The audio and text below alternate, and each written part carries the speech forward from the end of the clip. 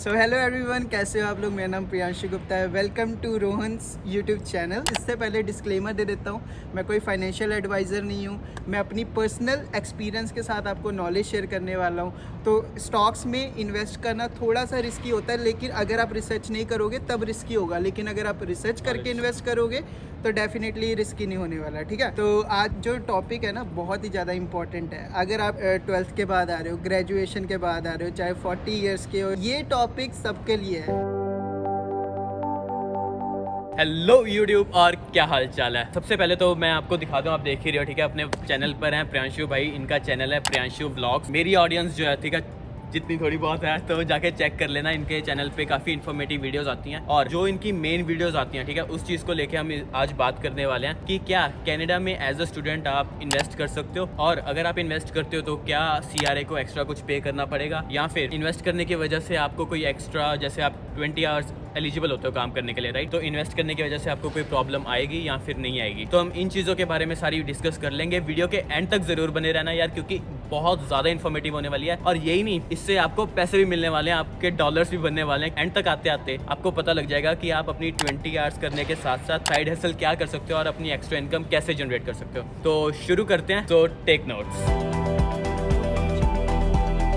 तो सबसे पहला और मेन क्वेश्चन ये है कि इन्वेस्टिंग क्या होती है। और प्रियांशु भाई, अपने बारे में थोड़ा सा व्यूअर्स को बता दो कि इन्वेस्टिंग क्या होती है और आपका क्या लेना देना है इन्वेस्टिंग के साथ। अब हम इन्वेस्टिंग की बात करते हैं। इन्वेस्टमेंट क्यों ज़रूरी है और क्यों हमारे लिए इतनी ज़्यादा इंपॉर्टेंट है इन्वेस्टमेंट, और लोग क्यों नहीं करते इन्वेस्टमेंट। ठीक है, सबसे पहली चीज़ हम बात करते हैं इन्फ्लेशन की। ठीक है, कनाडा के अंदर अगर आप नोटिस करोगे, जो दूध आज $3 या $4 का आ रहा है, वही दूध 10 साल पहले $1 का आता था, जिसकी वजह से जो दूध की कैटल थी वो इतनी सी कम होगी। ठीक है, उसका साइज कम हो गया और वो इन्फ्लेशन के करके महंगी पड़ गई, प्राइस बढ़ गया। ठीक है, तो मेरा क्वेश्चन ये है प्रियांशु भाई कि अगर देखो, इन्वेस्टिंग तो हम कर सकते हैं राइट, पर जो स्टूडेंट्स हैं वो इस चीज़ से घबराते हैं क्योंकि वो 20 आवर्स जो है सिर्फ वही एलिजिबल होते हैं इन्वेस्ट करने, मतलब इन्वेस्ट करने के लिए नहीं, जो स्टूडेंट्स हैं वो 20 आवर्स ही एलिजिबल होते हैं काम करने के लिए। तो इन्वेस्टिंग करने की वजह से उस एलिजिबिलिटी पर कोई फर्क पड़ेगा या फिर कोई प्रॉब्लम आएगी?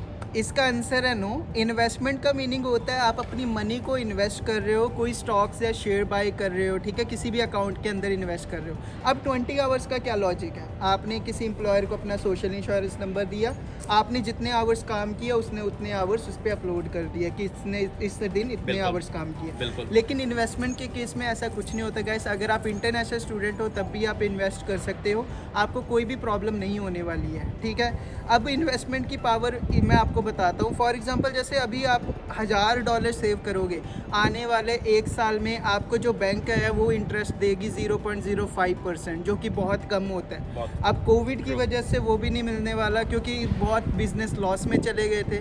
ठीक है, अब हमारी जो बॉडी है 20 से 30 साल बाद वैसे फंक्शन नहीं करने वाली है। ठीक है, तो मैं आपको इन्वेस्टमेंट से रिलेटेड सबसे पहले यही सजेस्ट करूंगा कि अगर आप वीडियो देख रहे हो तो start reading one book, rich dad and poor dad. जब आप rich dad and poor dad पढ़ लोगे तब आपको एसेट्स एंड लायबिलिटी के बारे में पता लगेगा। आपको पता लग जाएगा कि आपके एसेट्स क्या हैं और आपकी लायबिलिटी क्या है, और माइंडसेट चेंज हो जाएगा। जो आपका जॉब वाला माइंडसेट बना हुआ है ना, 9 to 5 वाला, वो चेंज हो जाएगा। तो अगर आपको मिलीनियर बनना है, अगर आप चाहते हो कि यार मुझे समझ नहीं आता मैं मिलीनियर कैसे बनूं, आप अपनी इन्वेस्टमेंट करके मिलीनियर बन सकते हो।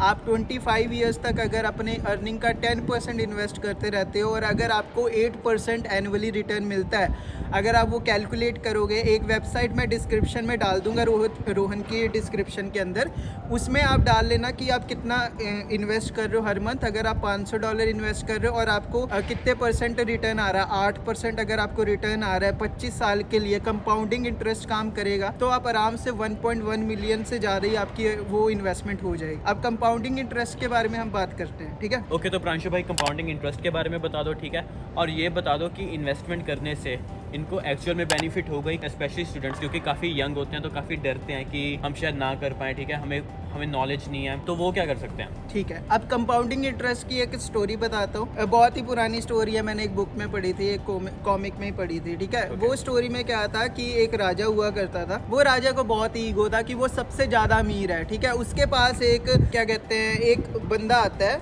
और वो पंडित होता है, बहुत ही ज़्यादा तेज होता है वो बंदा। ठीक है, दिमाग से तेज होता है और राजा उससे प्रसन्न हो जाता है। कोई उसने ऐसा काम किया होता है जिससे राजा, पुराने जमाने में क्या करते थे राजा की, हाँ जो मांगना है ले लो। ठीक है, मेरे पास सब कुछ है, जो मांगना है ले ले, ठीक है। बिल्कुल। वो पंडित बहुत चालाक निकला, उसने कहा कि एक चेस बोर्ड लेके आओ और एक दाना मैं रखूंगा, हर एक बोर्ड पे एक दाना, जो पहले बोर्ड पे एक दाना रखो, ठीक है, ब्लैक वाले पोर्शन से शुरू होता है, तो हर एक पोर्शन पे वो उसे डबल करते रहो। तो राजा हंसने लग गया, कहता है ये तो मैं कर ही दूंगा, ठीक है। पंडित कहता करके तो दिखाओ। तो फिर जब उसने दाने रखने स्टार्ट किए ना, 1 2 4 16 32 64 128 256, उसके बाद ना वो जब एंड पे आया, आप मानोगे नहीं, उसकी वैल्यू करोड़ों से भी ऊपर हो चुकी थी।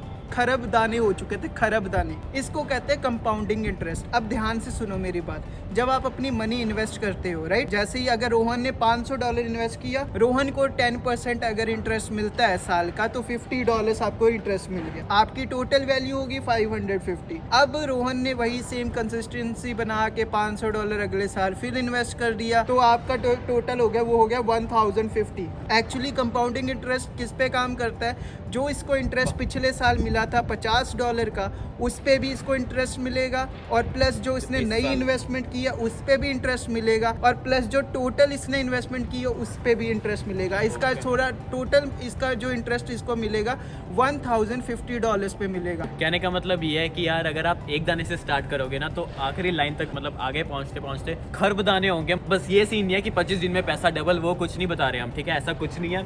जैसे पहले ही बता दिया कि कोई फाइनेंशियल एडवाइस नहीं है, अपने पर्सनल एक्सपीरियंस की वजह से थोड़ी बहुत, जैसे शेयर मार्केट में मैं भी इन्वेस्ट कर लेता हूँ, थोड़ा बहुत स्टॉक्स वगैरह मैं भी इन्वेस्ट कर लेता हूँ, तो पर सारी जो चीज़ें हैं वो लॉन्ग टर्म के लिए हैं। अब यार प्रांशु भाई, मेरा ये क्वेश्चन है कि इस चीज़ को हम शॉर्ट टर्म करें या फिर लॉन्ग टर्म करें, और अगर शॉर्ट टर्म करें तो क्यों करें, अगर नहीं करें तो क्यों नहीं करें? अब आपके सामने मैं एक ऐसी चीज़ बताने जा रहा हूँ जिससे आपके होश उड़ जाएंगे। आप अपना पैसा रखते हैं बैंक के अंदर, आपका जो पैसा है वो बैंक इन्वेस्ट करती है। आप जहाँ भी मनी सेव करते हैं वो आपका पैसा इन्वेस्ट करेंगे, ठीक है। अगर वो आपका पैसा इन्वेस्ट कर रहे हैं तो आप अपना पैसा क्यों नहीं इन्वेस्ट कर रहे हैं? बिल्कुल ठीक है। अगर आपने प्रैक्टिकल नॉलेज लेनी है ना, आपको पता लग जाएगा। अगर सारे लोग, जितने भी बैंक, जिनका भी बैंकों में खाता है, अगर सारे लोग एक बार में कहे ना कि मेरे पैसे मुझे वापस करो, बैंक के पास कोई पैसा नहीं है, बैंक बस हमारी मनी को शफल करता रहता है, ठीक है। तभी उन्होंने डेली लिमिट लगाई है कि कोई बंदा अपनी लिमिट से ज्यादा ना निकाल सके। बिल्कुल। और बैंक वाले भी बहुत तेज हैं, अगर आप लिमिट से ज्यादा ड्रॉ करते हो तो आपको ओवरड्राफ्ट जो है वो मनी चार्ज करते हैं। मतलब आपके ही पैसे आप ही निकाल रहे हो, आपके निकालने पे आपको और पैसे पे करने पड़ेंगे। सो यार ये वाले सिस्टम से तो आप निकल जाओ, बिल्कुल ठीक है। अब बात करते हैं शॉर्ट टर्म इन्वेस्टमेंट की और लॉन्ग टर्म इन्वेस्टमेंट की। Short term versus long term की बात करते हैं। फॉर एग्जांपल, आप शॉर्ट टर्म में अगर आपने कमाने, थोड़े कम पैसे में गुजारा करना है, कि आप चाहते हो कि यार जितने जो पैसा आ रहा है वही मैं उड़ा दूं, मेरे पास कुछ नहीं बचेगा, ठीक है, तो फिर आप शॉर्ट टर्म इन्वेस्टमेंट करो, ठीक है। क्योंकि जो आप शॉर्ट टर्म इन्वेस्टमेंट कर रहे हो तब तो आप हेल्दी हो, आप काम कर सकते हो। अगर आप वो पैसे यूज कर लोगे तो इसका मतलब आप अपने फ्यूचर को खतरे में डाल रहे हो, ठीक है। 30 इयर्स बाद आपकी आई साइड वीक हो सकती है, आपके बॉडी फंक्शंस काम करना बंद कर सकते हैं, ठीक है, फ्यूचर को अगर लेके सोचा जाए, ठीक है। तो लॉन्ग टर्म अगर आप इन्वेस्टमेंट करोगे, कंपाउंडिंग इंटरेस्ट करोगे, उस पर आप इन्वेस्ट करके पता लग जाएगा, आपको सारी इन्फॉर्मेशन पता लग जाएगी कि कैसे इन्वेस्ट करना है। अगर आपको इन्फॉर्मेशन चाहिए इसके रिलेटेड, मैंने एक प्लेलिस्ट बनाई है, मैं लिंक शेयर कर दूंगा रोहन के साथ, तो वो प्लेलिस्ट आप पूरी देख लेना। मैंने कितना इन्वेस्ट किया है, मेरी पोर्टफोलियो जो है, ठीक है, वो आपको पता लग जाएगा सारा उसके बारे में, ठीक है, इन्वेस्टमेंट के बारे में। और एक चैनल है प्रियांशु व्लॉग्स, इनका ही चैनल है, तो आप वहाँ पर जाके चेक कर सकते हो। काफ़ी वीडियोस डली हुई हैं कि आप कैसे अलग अलग प्लेटफॉर्म्स पे ट्रेडिंग कर सकते हो, ठीक है, किस किस चीज़ों में ट्रेडिंग कर सकते हो, मतलब स्टॉक्स में, शेयर्स में, क्रिप्टो में, NFT और अलग अलग चीज़ें हैं जिसके बारे में आपको प्रॉपर नॉलेज जो है वो मिल जाएगी। और इनका अलग दूसरा चैनल है साइड हसलर, तो उस पर अब रिसेंटली और वीडियोस आ रही हैं ट्रेडिंग को लेके, ठीक है, इन्वेस्टमेंट को लेके, ट्रेडिंग को लेकर नहीं, इन्वेस्टमेंट को लेके। अब प्रांशु भाई, आप ये बता सकते हो ऑडियंस को कि हम लॉन्ग टर्म अगर इन्वेस्टमेंट करते हैं, ठीक है, तो उससे क्या बेनिफिट होगा जो हमें 9 to 5 में शॉर्ट टर्म में नहीं मिलेगा? अब 9 to 5 जॉब में क्या होता है, आप पैसों के लिए काम करते हो, आपकी जो नेटवर्थ होती है वो 1 घंटे की $14 से $15 होती है, ठीक है। लेकिन आपके पास 2 जॉब होनी चाहिए। एक जॉब है जो आप एक्टिव कर रहे हो, सेकंड है पैसिव होनी चाहिए। आपका पैसा काम करते रहना चाहिए। अगर आपका पैसा बैंक में पड़ा है, इट इज़ अ वेस्ट। अब मैं सबसे बड़ी एग्जाम्पल बताता हूँ। जब iPhone 12 Pro Max लॉन्च हुआ था, तब इथीरियम की जो कॉस्ट थी वो मतलब $400 का इथीरियम था एक, ठीक है। आज जो है 1 साल बाद उस इथीरियम जो क्रिप्टो करेंसी है उसकी वैल्यू $4,000 है, ठीक है। तो अगर आपने पिछले साल एप्पल का फ़ोन बाय किया होता, जो लाइबिलिटी है उसकी वैल्यू आज जो 1400 का बाय किया होता उसकी वैल्यू कितनी हो जाती, $800-900।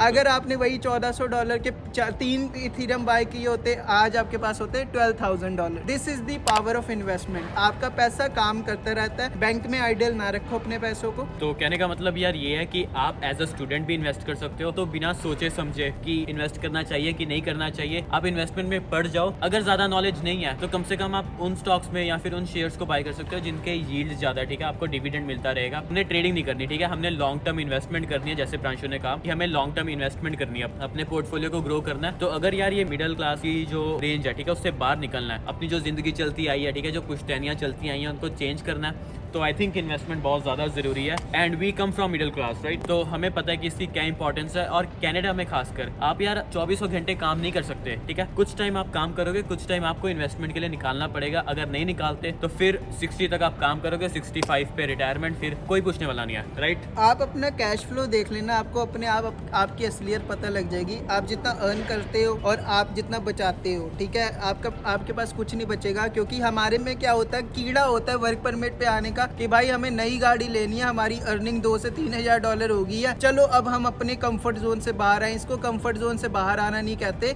इसको अपने फ्यूचर को सेल करना कहते हैं। अगर आप कोई कार बाई करते हो, ठीक है, अगर आपने $30,000 का लोन लिया है तो आप इंटरेस्ट देते रहोगे। 7 साल बाद वो जो $30,000 आपने इन्वेस्ट किया था गाड़ी में, वो आपके सिर्फ $6,000 हो जाएगी या $7-10,000 की कार हो जाएगी। वही उसी जगह अगर आप वही पैसे आप इन्वेस्ट करोगे, 7 साल बाद वो पैसे आपके डबल होंगे ही होंगे। और उसका कंपाउंडिंग इंटरेस्ट इतना पावरफुल है, आप 1 साल 6 महीने में आपको फर्क नजर आना शुरू हो एग्जांपल आपके जाएगा। सामने है, राइट, एग्जांपल आपके सामने इथेरियम कैसे ग्रो कर गया, तो आपको पता है, तो करना स्टार्ट कर दो।